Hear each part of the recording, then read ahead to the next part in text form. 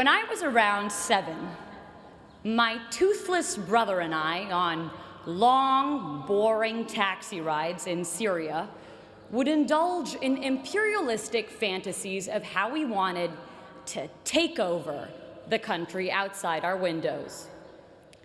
My parents would quickly crush these imperial conquests by warning, "Shh, you'll get taken by Secret Service if they hear you." The walls everywhere, we were told, could hear our revolutionary ideas and would send us to prison. Whereas children here had ghosts and the boogeyman, our equivalents were our governments.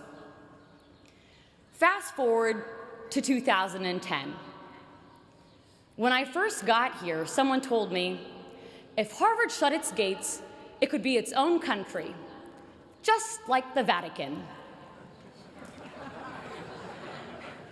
As I've walked through this place every day for the past 4 years, I was struck by how true this idea was. I saw it everywhere. The Harvard nation. I saw it in the big and obvious things. We had our own version of the Statue of Liberty, the John Harvard statue, our own embassies, the Harvard clubs of Boston and London, a tax collection agency, the Harvard Alumni Association, and an endowment larger than more than half the world's countries' GDPs. We also had our own diplomatic passports. Nowhere did I see this more clearly than at US Immigration at Boston Logan Airport. Whenever they saw I was coming from the Middle East, "What were you doing there? Why are you here? Why did God make you from the Middle East?" But I made sure I dressed like our overly proud Harvard dads, with Harvard hat, Harvard shirt, Harvard shorts, and Harvard underwear. And as soon as they saw I was a citizen of Harvard, "Oh, you go to Harvard? Surely you must not be a national security threat. Welcome to America." And suddenly, all the gates to the American dream opened wide. I saw it everywhere, this Harvard nation, but I saw it not just in the hard structures, but more importantly, in its invisible institutions, the invisible scaffolds around and undergirding the hard institutions. I saw it in the quarreling columns of the Crimson newspaper, its kung fu fights of ideas and lively student debates, with the potency to propel policy changes by the next morning's print. I saw it in our cluttered bulletin boards, bustling with life, with announcements of student-led conferences, Broadway-worthy shows, and dorm room projects turned world's next Facebook, smothering each other for our cursory glimpse. A trivial detail, these cluttered boards that often slip notice.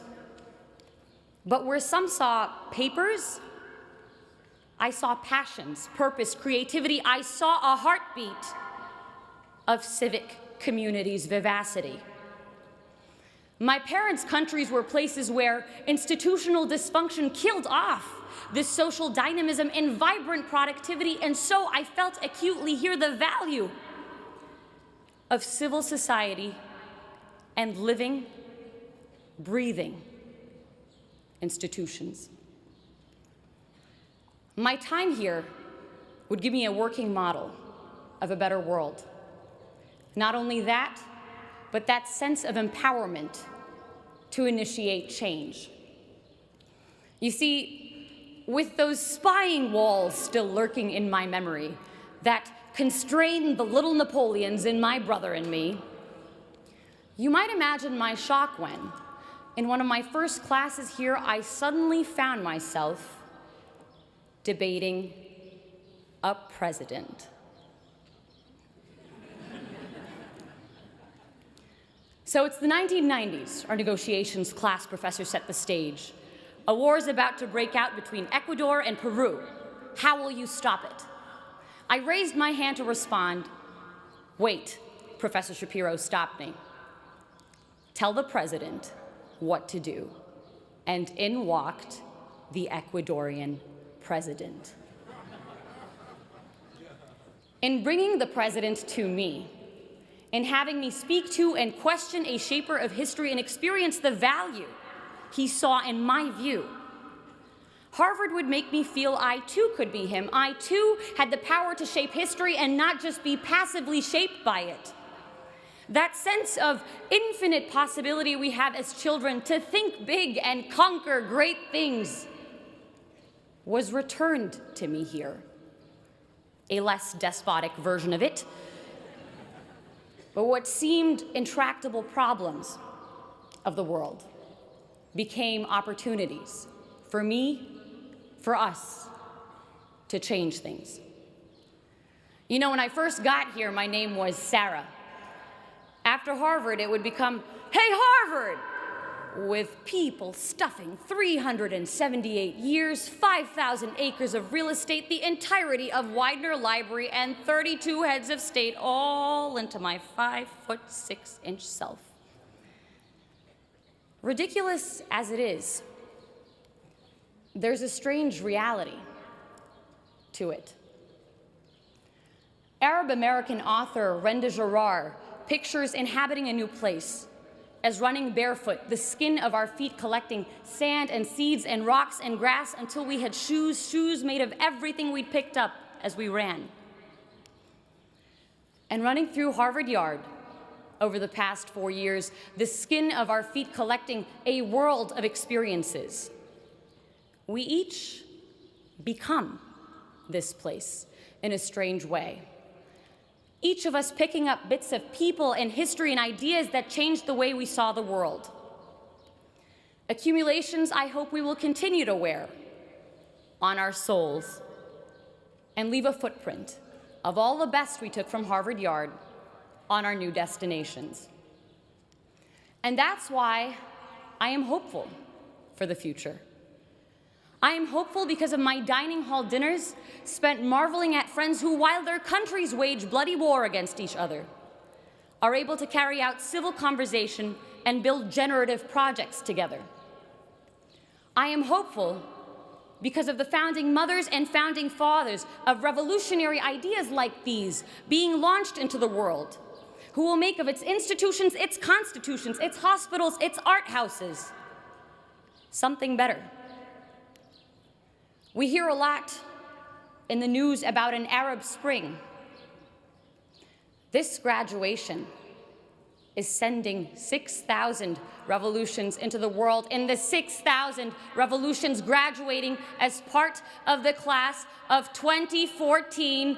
If we take those revolutions, those great ideas sparked behind Chipotle burritos and Starbucks coffee cups in our version of Tahrir Square, Harvard Square, out with us into the real world, into the real Tahrir Squares, and make something of them. Revolutions not in arms, but in minds more powerful and permanent and pervasive.